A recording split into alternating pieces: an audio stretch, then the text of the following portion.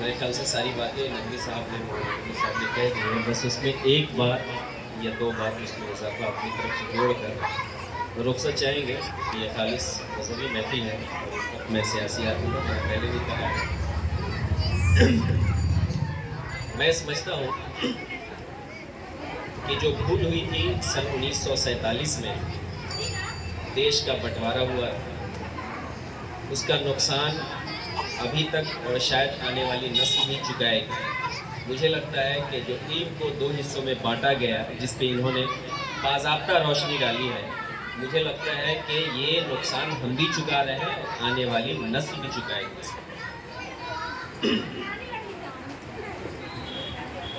اگر ایک خاص ہوتا تو علامہ شبلی نعمانی اپنی ایک مشہور کتاب الفاروق میں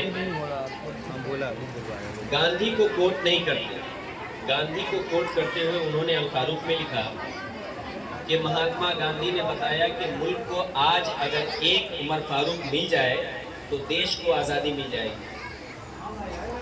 کیا عمر فاروق کو مہاتما گاندھی نے پڑھا نہیں تھا؟ بالکل پڑھا تھا۔ یہ صرف مذہبی علم نہیں تھا، یہ عصری علوم ہے۔ ابھی اس وقت یا آنے والی نسلوں کے بارے میں بس ایک پیغام ہے کہ کچھ بہتر کرنا چاہتے ہیں ہم تو اپنے مکتب کو پھر سے ہم آباد کریں۔ آزادی کی لڑائی میں جتنا نام آپ سن رہے ہیں، جس کو بھی جانتے ہیں، کم و بیش لگ بھگ سب کی ابتدائی تعلیم اسی مکتب میں ہوئی، جتنے بھی آپ نام جانتے ہیں۔ یہ سارے ابھی میں نے دیکھا، اس وقت سے آنے کے بعد 2-3 بچوں کو سنا، خاص کر کے یہ چھوٹا بچہ جو تقریر کیا ہے، واقعی میں اس سے سبق لینا چاہیے، اور بچوں کو اور ان گارجین کو جو یہ کہتے ہیں کہ اس علم سے کچھ ہوتا نہیں ہے۔ علم سلی ہے، تربیت منزل ہے، اور یہ منزل اسی مکتب سے ملے گی۔ وہ کسی اسکول سے نہیں، پڑھائی آپ جہاں بھی پڑھا رہے ہیں، لیکن کم سے کم اس کو آباد رکھیے۔